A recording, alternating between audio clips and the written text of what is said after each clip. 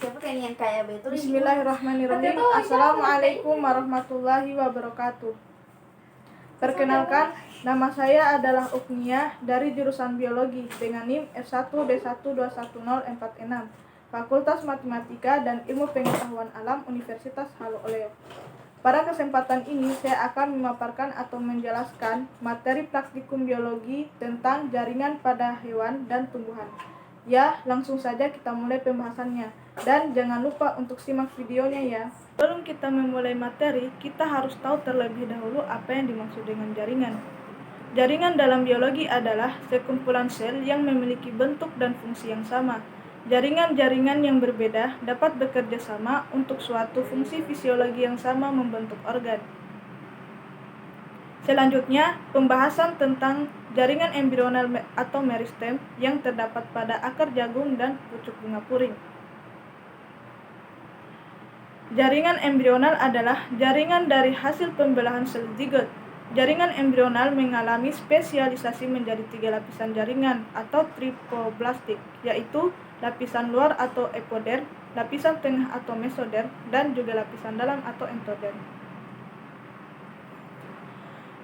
Jaringan meristem merupakan jaringan tumbuhan yang masih muda dan belum terdiferensiasi sehingga mampu melakukan pembelahan.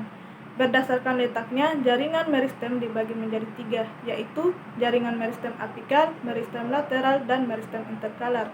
Jaringan meristem apikal ditemukan pada ujung-ujung akar batang, serta cabang-cabangnya seperti pada ujung akar jagung dan pucuk bunga puring. Sementara itu, jaringan meristem lateral terdapat pada batang dan sisi lateral batang.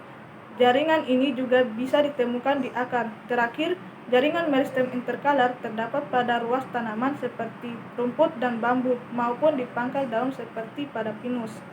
Sekarang kita masuk pada pembahasan pokok, yaitu jaringan-jaringan yang terdapat pada tumbuhan. Yang pertama, jaringan gabus atau kulit batang. Jaringan gabus adalah jaringan yang terdapat pada bagian tepi alat-alat pada tumbuhan, tersusun oleh sel-sel parenkim gabus. Jaringan ini mengandung suberin dan putin, yang dimana jaringan ini lebih kuat daripada epidermis. Untuk letak jaringan gabus ini begitu rapat antara yang satu dengan yang lainnya. Fungsinya adalah menggantikan jaringan epidermis sebagai pelindung jaringan di bawahnya apabila jaringan epidermis telah rusak atau mati. Jaringan gabus merupakan sel-sel metidan bersifat impermeabel. Jaringan gabus dapat dibedakan menjadi 3, yaitu eksodermis, endodermis, dan peridermis. Selanjutnya yang kedua, jaringan kambium batang. Kambium adalah lapisan jaringan meristematik pada tumbuhan. Sel-selnya aktif membelah dan bertanggung jawab atas pertumbuhan sekunder tumbuhan kambium. Memiliki beberapa fungsi, diantaranya untuk membentuk xilem dan floem, untuk mengangkut hasil dari fotosintesis dari daun ke seluruh bagian tubuh tumbuhan, dan untuk mengangkut air dari akar ke daun. Untuk proses fotosintesis yang membedakan jaringan kambium dengan jaringan lainnya, yaitu kambium itu merupakan jaringan meristem sekunder pada tanaman dikotil yang berperan penting dalam membesarnya organ. Secara umum, kambium ditemukan pada tanaman dikotil dengan batang keras dan berumur panjang. Selain itu, kambium juga ditemukan pada batang dan akar. Yang ketiga adalah jaringan parenkim. Jaringan parenkim atau yang biasa disebut juga dengan jaringan dasar dimiliki oleh semua tumbuhan. Sebagian besar tumbuhan juga terdiri dari jaringan ini. Jaringan parenkim dapat ditemukan di akar, batang daun, hingga xilem dan floem. Ketika suatu bagian pada organ mengalami kerusakan secara umum, sel-sel dalam jaringan parenkim berperan dalam proses fotosintesis, sekresi, respirasi, hingga menyimpan cadangan makanan dan air.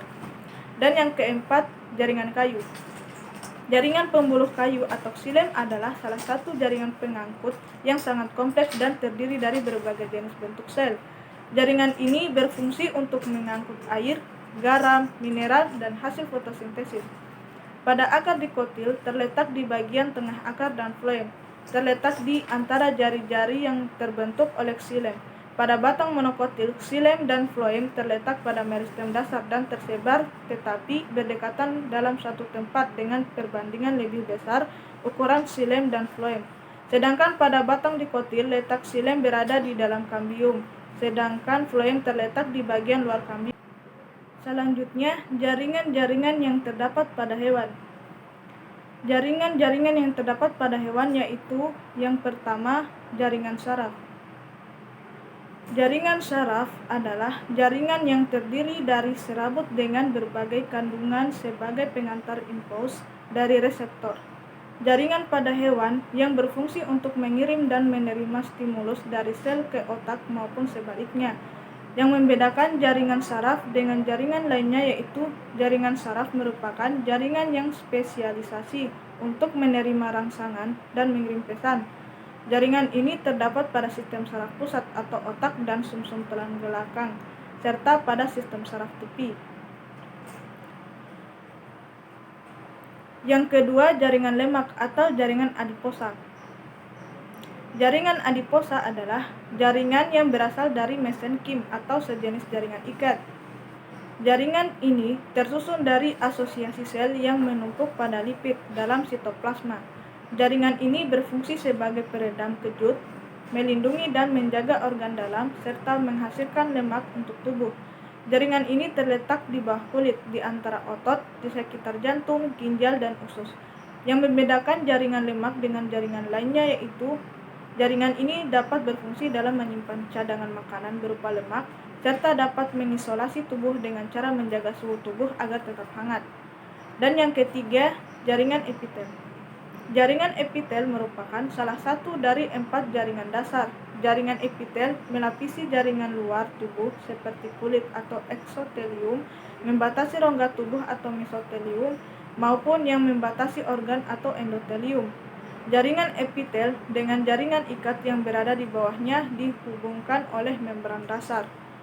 Jaringan epitel berfungsi sebagai perlindungan, sekresi, penyerapan, ekskresi, filtrasi, difusi, dan penerimaan sensorik. Adapun letak jaringan epitel kubus yaitu pada permukaan ovarium, kelenjar tiroid, saluran nefron ginjal, dan retina mata.